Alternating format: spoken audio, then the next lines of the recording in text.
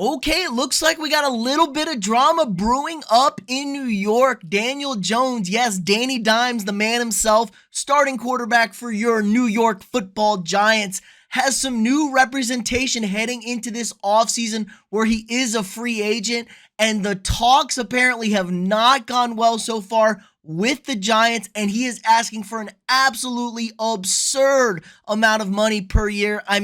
I don't know who he thinks he is. You have one good season and you beat up on the worst defense in football in the wild card round, and you think you're Mr. I'm all that. Good Lord. I know quarterback markets are absolutely crazy right now, but just because you're the next guy up doesn't mean you are now the highest paid quarterback. You have to earn that right. You have to earn that number, and Daniel Jones has done absolutely none of that. The reports are he is looking for $45 million per season to play quarterback for the Giants. This all comes off of a nice 9-6-1 season. They were the second wild card out of the NFC East. They did go and win a playoff game at Minnesota in the wild card round. Jones was nice, but the Minnesota defense was horrendous. If you looked at his games all season, those were his only good games all year. If you look at his 2022 stats, it's absolutely ridiculous. He had 3 games over 300 yards this season,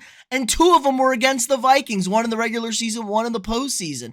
And his other one was against the Lions, a defense that was very, very bad early in the season and were kind of up and down towards the end of the season. So it's not like he did elite stuff. 301 yards against the Vikings, and then what was his other one? 334 against the Vikings, and he had 341 against the Lions.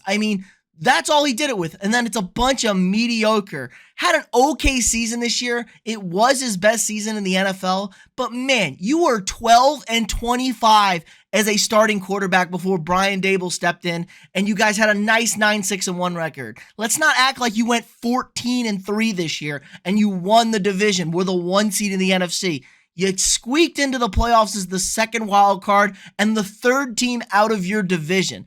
Bro, what is going on with Daniel Jones right here?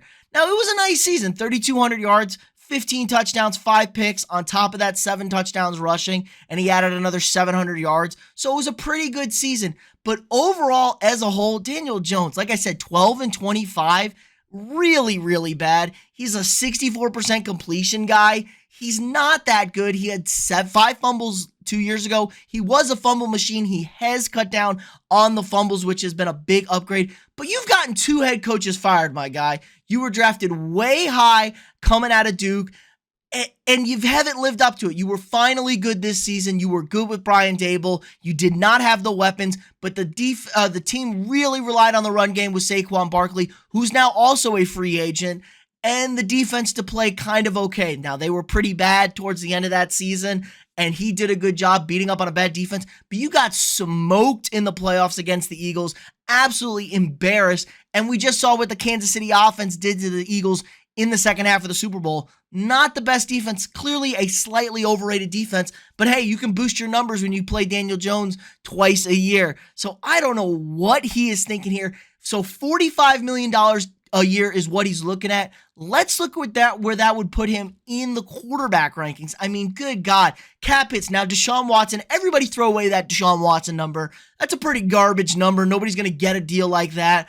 Fully guaranteed, 230 guaranteed, something ridiculous. Nobody wants that. Now, Dak at $50 million, nobody's ecstatic about. Patrick Mahomes is only making almost $47 million.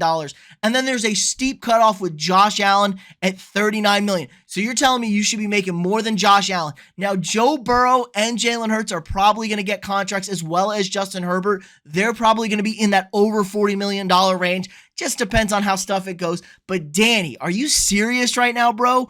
$45 million. I bet you the Giants are kicking themselves in the foot right now, because Jones really did say, you can prove it to me. You had a nice season. Maybe bring him back. See if this offense, him and Daboll, really kind of just mesh together and they could really get something going. So they turned down his 5th-year option coming into the season, and that nullified. It was only $22 million.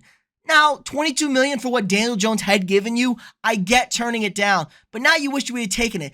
It's looking like you're going to have to franchise tag him. The franchise tag number for the quarterbacks this year is $32.4 million, which is a very doable number. I'm okay with that number for a season for Daniel Jones, but what is that going to do to his play? Is he going to be pissed off? Is he even going to play under the tag? A lot of quarterbacks aren't even playing under the tag. We've seen the whole Kirk Cousins situation. Now, it worked out in his benefit. I do not think Daniel Jones is that guy or is that quarterback, especially if they give him the franchise tag. Saquon's walking. Saquon's going to get more money than what the franchise tag value would be for running backs, and the Giants already offered him a contract in the season for the same value as the franchise tag. They just gave him a couple extra years guaranteed. I think it was like 12 or 13 million. He's going to want to bring in 14 from somebody, some bad team or some team that has some cap space, that's not playing a quarterback, that feels they're a dynamic running back away from really making a push at the Lombardi Trophy. Will give him that money, especially if it's a 3-year deal, a 2-year deal. That's not a terrible contract. Now, I know running backs, no running backs get paid who win the Super Bowl. I mean, I think $3 million is the highest paid running back on any team in like the last 10 Super Bowl winners. So I get it, but still, he's a dynamic playmaker. I just do not get this move from Daniel Jones. He hires new representation. Now, they tend to get their guys paid. They've had 3 of their last 4 contracts with quarterbacks apparently have been the highest contracts in NFL history. So this agency is making bank over here. And Danny Dimes does not want to be Danny Dimes anymore. He wants to be Danny Dollar Bills, y'all. I just don't get this move. Daniel, you really need some job security. I get betting on yourself, but I think that's going to be a bet that does not pay off in your favor. Brian Daboll did win Coach of the Year. He is a lot to do with your success this season. You sometimes got to look in the mirror, but hey, he is a Duke guy. I thought he'd be smarter than that, but I guess he's not. But let me know what you guys think in the comments below. Is this ridiculous? What a bonkers move by Daniel Jones. Should the Giants franchise tag him? Should they actually give him a long-term deal, or should they let his ass walk and try and find a new quarterback? Derek Carr's out there. Maybe you trade for Lamar Jackson. That's a quarterback more willing to pay a guy, possibly. Not quite sure about Lamar yet with the guaranteed money he wants, but let me know what you guys think in the comments below. Again, like this video, subscribe to the channel if you're not already, share this video with your friends, and I'll see y'all tomorrow.